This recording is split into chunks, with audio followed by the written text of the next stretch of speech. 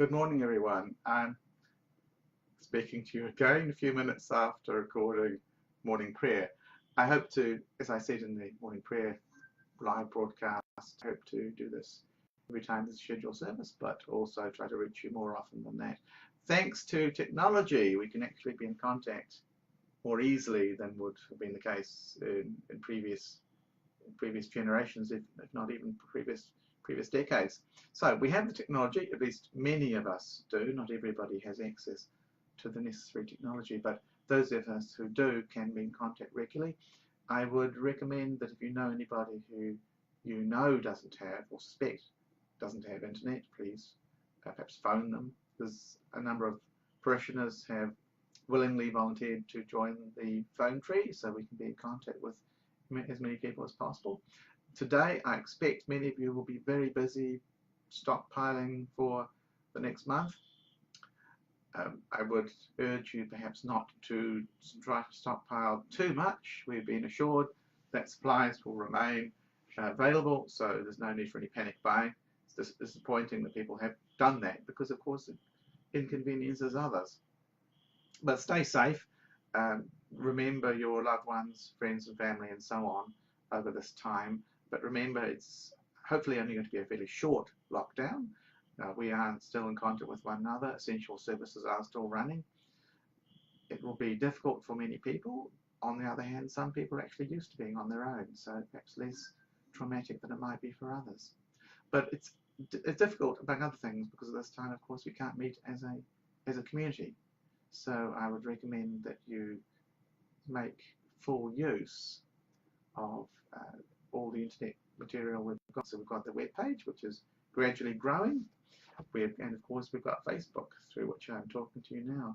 I'd recommend you encourage others to use it as well. It doesn't just have to be parishioners as well. Anybody who you think will benefit from any sort of developing community sense, because of course we're a community, whether we're able to be physically in the same room or not, we're still a community, and that's the important thing to remember.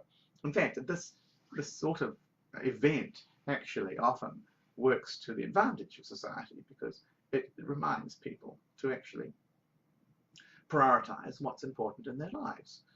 You know, friends and family, for instance, and also dare I say, God, because of course it's when you're facing difficulties, changes, anything dramatic, that we start thinking, what's the purpose of life? What am I here for?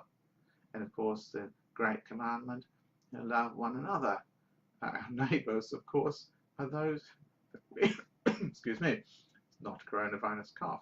Our neighbours, of course, are those that we have physical contact with or virtual contact with. So anyone in your street, friends and family, anyone workplace and so on, they're all your neighbours, and we need to remember those as well.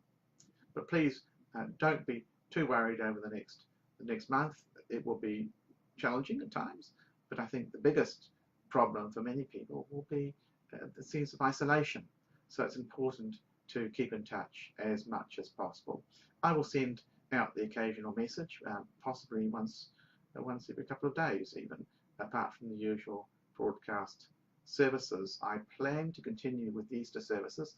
We're not now able to have a Eucharist, but I will have prayer services of various sorts over the next few weeks. We can expect that Easter will be a very unusual one in terms of what's normally expected, but thanks to technology, services will continue in one form or another. So please take advantage of the technology that we do have. So God bless, and I'll be in touch with all of you very soon.